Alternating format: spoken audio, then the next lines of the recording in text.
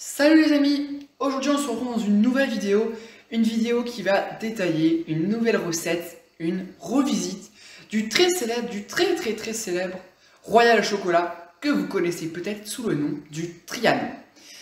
Aujourd'hui je voulais quelque chose de très léger mais qui gardait une gourmandise de folie.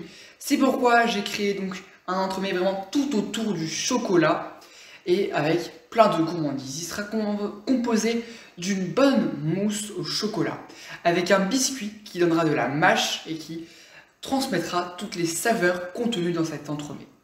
On aura aussi une coque en chocolat avec des pétales en chocolat, du praliné et une petite noisette en or qui couronnera le tout, qui couronnera notre entremets.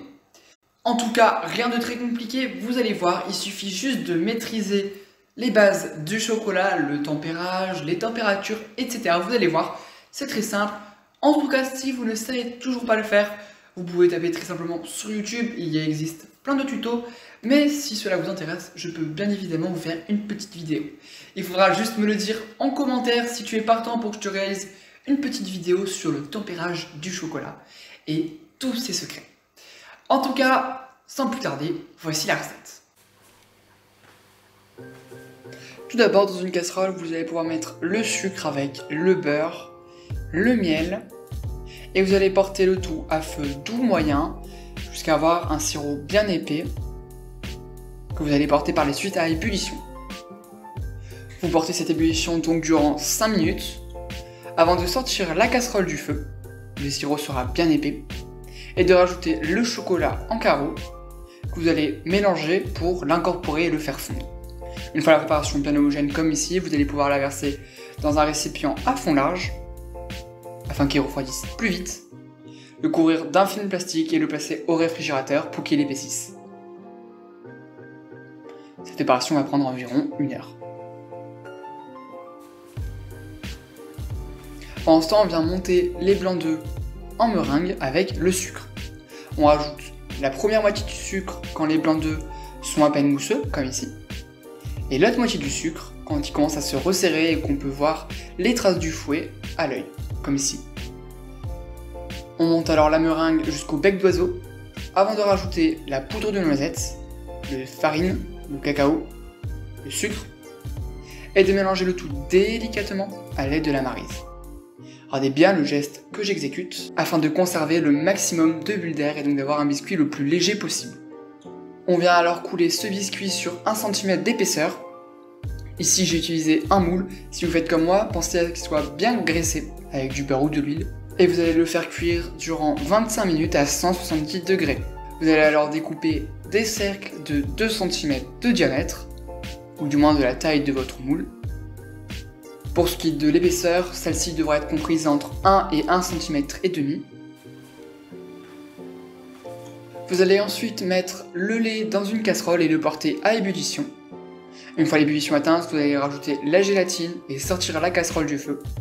Remettez le tout afin d'homogénéiser la préparation, puis versez ce lait fumant sur le chocolat fondu. On l'incorpore en faisant une émulsion. Puis pendant ce temps, on vient monter notre crème en chantilly. Je vous conseille pour cela de vous munir d'un fouet et d'un bol bien froid afin de faciliter cette transformation. Puis vous allez rajouter le premier tiers de la chantilly et l'incorporer au fouet afin de détendre l'appareil. Puis le second tiers et le troisième tiers en une seule fois, que vous allez incorporer délicatement à l'aide de la maryse en exécutant le geste que je suis ici en train de réaliser. Une fois la mousse bien homogène, vous allez la mettre dans une poche à douille et vous allez pouvoir garnir, remplir de moitié vos moules. Vous les placez au congélateur durant minimum 1 heure, puis vous allez pocher des petites boules de caramel. Soyez bien généreux. Vous recouvrez légèrement d'un peu de mousse. Vous placez vos biscuits, vous recouvrez un peu de mousse et vous placez au congélateur durant minimum 4 heures afin que l'entremets prenne bien. Pendant ce temps, on fait le glaçage. Pour cela, il suffira juste de mettre le sucre et l'eau dans une casserole et de porter le tout à ébullition. Une fois l'ébullition atteinte, vous allez rajouter le cacao hors du feu. Vous allez mélanger délicatement et tranquillement. Vous rajoutez la gélatine, puis vous placez le tout dans un récipient haut et fin avec la crème fraîche et vous mélangez à l'aide du mixeur plongeant afin d'avoir un glaçage bien homogène en évitant d'avoir des bulles. Quand le glaçage sera aux alentours des 30 degrés, vous allez pouvoir l'appliquer sur vos entremets fraîchement démoulés et sortis du congélateur. Vous allez pouvoir dorer une noisette et la déposer sur l'entremet. Et voilà le résultat. Regardez-moi cette découpe de folie. Je vous laisse admirer ce joli petit entremets, vachement simple à faire, vachement simple à réaliser, au goût intense de chocolat, délicieux, avec un petit nappage caramel, un insert en caramel plutôt, qui va vraiment apporter cette texture moelleuse et fondante et vraiment délicieuse. Nous on a adoré, en tout cas il faut être fan de chocolat.